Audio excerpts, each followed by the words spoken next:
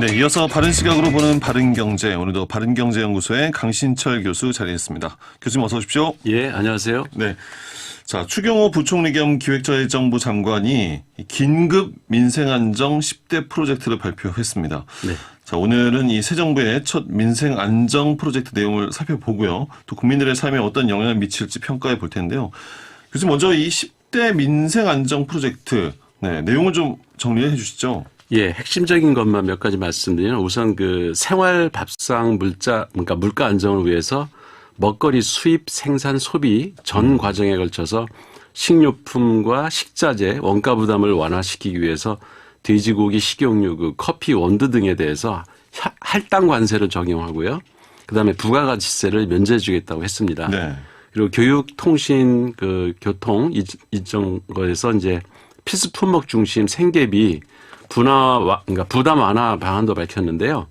학자금 대출 금리를 1.7%로 동결을 하고 승용차, 개별 소비세를 올해 말까지 30% 인하 기간을 연장하기로 했습니다. 네.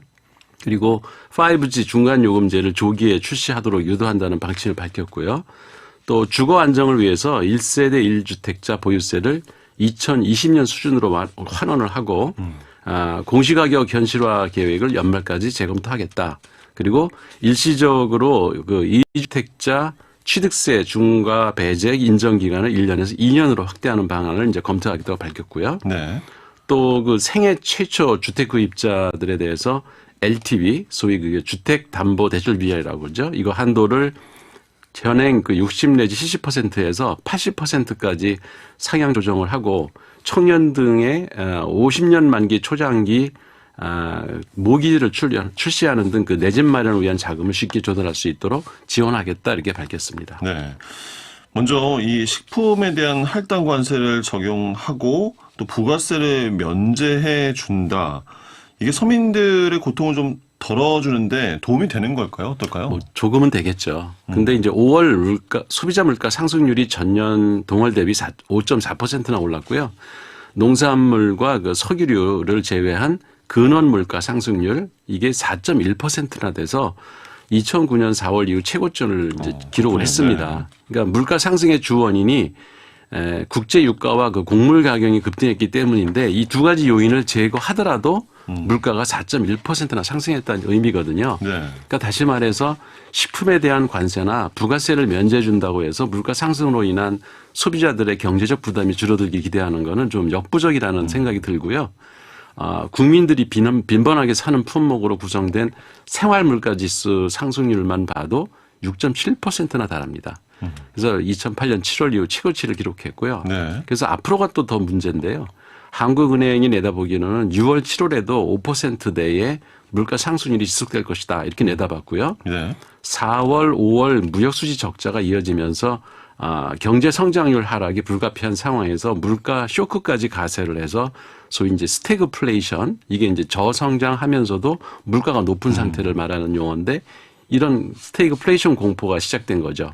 그러니까 우크라이나 사태가 장기화하면서 국제 유가 그 곡물 가격이 오르고 글로벌 공급망이 붕괴돼서 나타나는 현상이라서 식료품에 대한 할당 관세나 부가세 좀 면제해 준다고 해서 해결될 문제는 아니라고 하는 겁니다. 그러니까 보다 전방위적이고 근본적인 물가 대책이 필요한 시점입니다. 네, 상당히 어려움이 지속될 것으로 예상이 되는데 예. 그 승용차 개별 유류 소비세 인하 기간을 이제 연장해 주기로 했잖아요. 이거는 네네. 일단은 물가 안정에는 도움은 되는 거잖아요. 예, 도움은 되겠지만 기름값이 지금 너무 오르고 있잖아요. 그러니까 뭐 주유소 가면은 휘발유뿐만 아니라 경유도 2,000원이 넘어서서 그렇죠. 서민들의 그 교통비 부담이 커졌는데요. 문제는 기름값이 너무 올라서 택시 운전사들과 그 화물차 운전자들의 수입이 줄어들었다는 건데요. 올해 그 화물차 운전자들이 지금 시위하고 있죠. 네. 파업에 들어갔는데 그 화물차 운전자들에게 지급하는 그 경유 가격 연동 보조금을 리터당 50원 들리기로 했는데 12톤이 넘는 대형 화물차 기준 그 추가 지원금은 월 13만 원밖에 안 된다고 합니다. 이렇게도 월 13만 원. 예. 네. 그래서 특히 생계를 위해서 이런 운전하는 분들에게 특단의 대책이 필요하다는 생각이 듭니다. 네. 이럴 때 그 부자들에게 좀 세금을 더 걷어서 서민들에게 대한 지원을 좀 늘리면 새 정부에 대한 그 국민들의 지지율도 높아질 건데 서민들에게는 찔끔 그 지원하는 척하면서 부자들에게는 종합부동산세 경감 등 그 훨씬 큰 혜택을 주려고 하는 그 인상을 지울 수가 없어요. 네. 서민들에 대한 지원은 좀 부족하고 부자들에 대한 혜택이 크다라는 네. 얘기 해주셨는데 일단은 종합부동산세와 재산세 부담을 2020년 수준까지로 돌려버리고 네. 또 주택을 구입하는 사람들, 처음 이제 구입하는 사람들에게 LTV 한도를 80%까지 더 많이 이제 빌릴 수 있게 해주고요. 그렇죠. 이런 정책들 부동산 가격에는 어떤 영향을 미칠까요? 그러니까 종합부동산세와 재산세 부담을 2020년 돌린다는 얘기는 이미 선거 과정에서 여러 번 나와서 뭐 새로운 건 없고요. 부동산 소유세 감면도 1주택자를 대상으로 하는 까닭에 그 세금 경감이 전월세 세입자의 임차료 등 그 주거비 부담안으로 이어질 가능성은 전혀 없는 상황입니다. 네네. 그리고 생애 최초 주택 구입자들에게 담보대출 비율 한도를 80%까지 높이겠다는 거는 오히려 부동산 가격을 높일 우려가 있어서 물가 안정에 도움이 되기는커녕 오히려 물가 상승을 부추길 확률이 더 높고요. 그러니까 서민들의 생활 안정 대책을 마련한다고 해놓고 부동산 부자 감세 정책을 슬쩍 끼워놓은 게 아니냐 이런 의심을 지울 수가 없습니다. 그래도 젊은 세대들, 청년들이 집을 마련하는 데는 도움은 되지 않을까요? 예, 저는 이런 부동산 대책이 청년들이 집을 마련하는데 별 실효성이 없다는 생각이 네. 듭니다. 그러니까 지금 집값이 오를 대로 오른 상황 아닙니까? 이런 상태에서 청년들한테 평생 빚쟁이로 살라고 부추기는 꼴밖에 안 된다는 생각이 드는 거죠. 예. 그러니까 부모한테 유산을 많이 물려받은 청년이라면 굳이 대출 금리가 높은데 은행 융자를 받아서 집을 살 이유가 없을 테니까 그 LTV 한도 높이는 게 별 쓸모가 없을 거고요. 또 자력으로 돈을 모아서 살 집을 마련할 청년이라면은 융자를 얻어서 50년 동안 갚을 거면 왜 그렇게 서둘러서 집을 사야 하는지 저는 잘 이해가 안 가거든요. 저도 아껴가면서 열심히 살았다고 생각하는데 결혼한 지 12년 만에 40살이 넘어서야 겨우 그 32평짜리 아파트를 장만했거든요. 네. 그러니까 왜 젊은 사람들한테 아파트 사는 문제가 이렇게 급한지 좀 이해가 잘 안 됩니다. 그러니까 젊어서 전세 월세에 좀 살면 어떻습니까? 왜 평생 빚지고 살면서까지 일찍 집을 사야 하는지 잘 이해가 안 가고요. 더구나 정부가 굳이 청년들이 빚을 지고라도 집을 사라고 부추길 필요가 있는지 궁금합니다.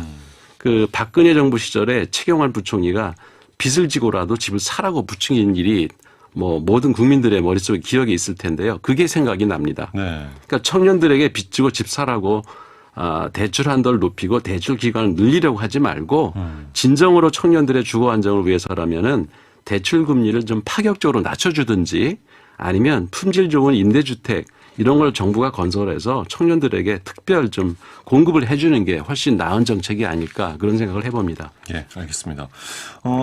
대학생들의 학자금 대출 금리는 이제 동결한다고 했어요. 네, 예. 이건 어떻게 생각하시나요?